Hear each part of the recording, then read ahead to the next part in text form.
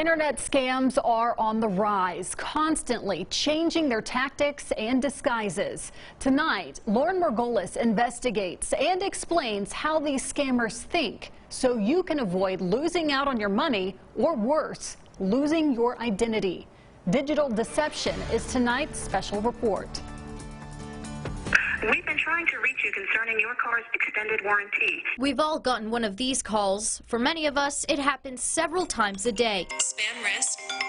Scam calling has been around for decades, but with smartphones and social media comes new ways of becoming a target. One of my friends got their social media messenger got hacked, and they kept wanting my phone number and my email address. Like they're asking me specifically, well, that's how that carries on. Michelle Mills with the Better Business Bureau of East Texas says your personal information needs to be protected like gold, since scammers take advantage of victims by playing with their feelings. All scammers try to attack you using your emotions, whether that's a good emotion, like you surprise, you won $1 million, or, you know, we're coming after you because you owe us money and we're going to scare you. So be level-headed. Think it through before you react. I sat down for an exclusive interview with Jeffrey Pfeiffer, an FBI supervisory special agent who explains where many of these swindlers are calling from. It's mostly third world countries. The biggest ones I've seen lately are India and Nigeria.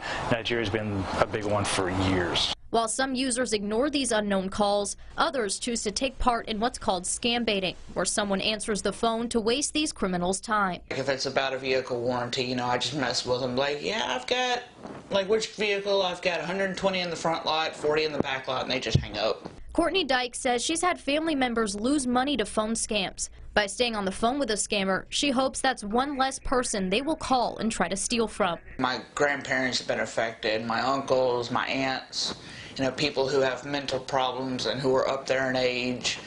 They just seem to want to take advantage of them. While it may be entertaining and helpful in keeping scammers from talking to other potential victims, it can also mean you'll be bothered more often by swindlers.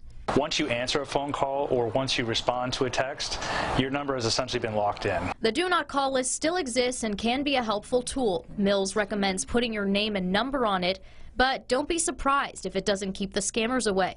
It will prevent legitimate business owners. They know not to call people on this list, right?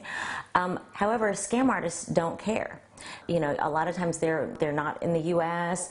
There's no way really to enforce it when they're hiding behind a fake number. So how do these crooks get your contact information?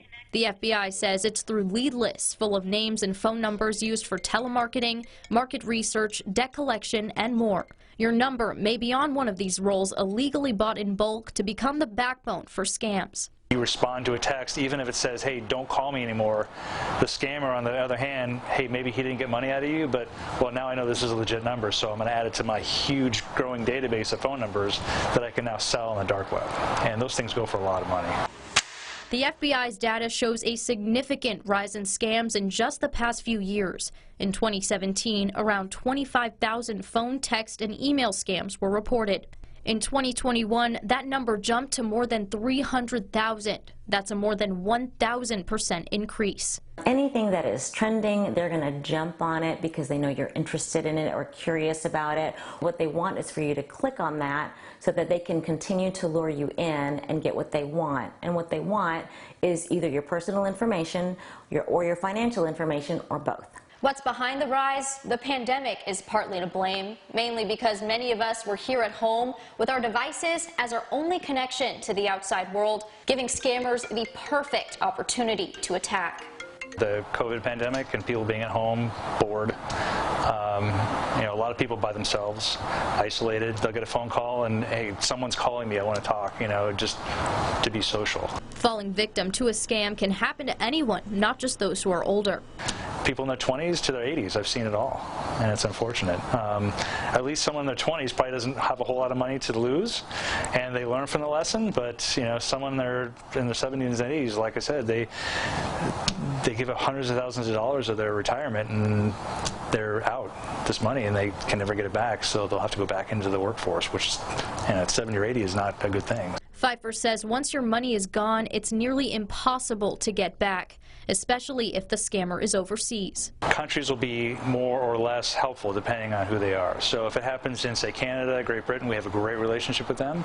It's easier to track down these people, but Nigeria, India, not so much. And remember, always verify before offering up any information to someone over email, text, phone, or social media. If you don't know who it is, don't answer, and if you think you know who it is, then verify that it is actually them. Because a scam can be just one click away. Lauren Margolis, KETK News.